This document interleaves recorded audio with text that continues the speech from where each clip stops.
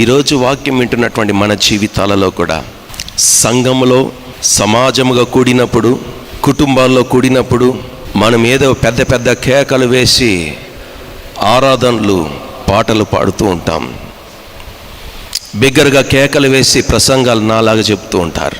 సంఘంలో సమాజంలో కాదు నీ శబ్దం మొదట ఇక్కడ కాదు. నీ యొక్క గెలుపు, నీ గెలుపు మొట్టమొదట ప్రారంభం ఎక్కడ కావాలంటే నీ పడకలో ప్రారంభం కావాలి, నీ నిద్రలో ప్రారంభం కావాలి.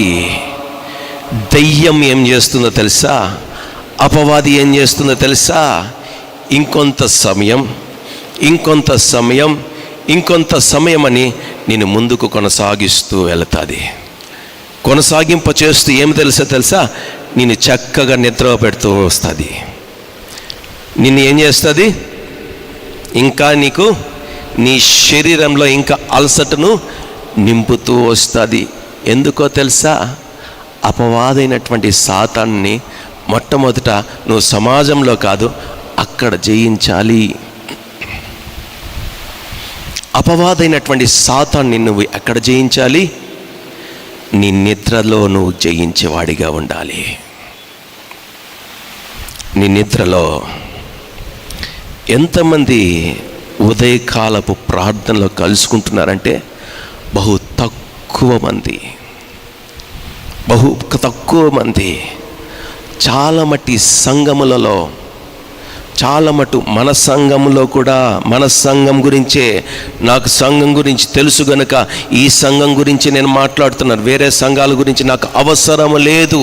ఎందుకంటే మీరిచ్చేటటువంటి ప్రతి ఒక్క రూపాయి, ప్రతి ఒక్క కానుక ద్వారానే మేము బ్రతుకుతున్నాం కనుక మిమ్మల్ని హెచ్చరించేది, మిమ్మల్ని సరిచేసేటటువంటి బాధ్యత మా మీద పెట్టబడి ఉంది కనుకనే మీకు బోధిస్తున్నాం. మిమ్మల్ని ఏదో అవమానపరచడానికి కాదు. నా ప్రియమైనటువంటి దేవుని బిడ్డలారా, ఇది వాస్తవం కాదా?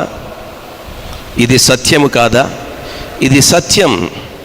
దేని ద్వారా పోషింపబడుతున్నామంటే గన మీరు ఇచ్చేటటువంటి దేవుని బిడ్డలైనటువంటి మీరు ఇచ్చేటటువంటి కానుకల ద్వారా మేము పోషింపబడుతున్నాము. మీ మంచి కోరే బాధ్యత కూడా మా మీదే ఉంది. దేవుని సంఘంలోకి వచ్చినటువంటి ప్రతి వారు కూడా తారతమ్యత లేదు, భేదము లేదు, హెచ్చు తగ్గు లేవు. గొప్పవాళ్ళని, స్థితిమంతులని, పేదవారని, విద్యావంతులని, విద్య విహీనులని తారతమ్యత సంఘంలో ఉండకూడదు.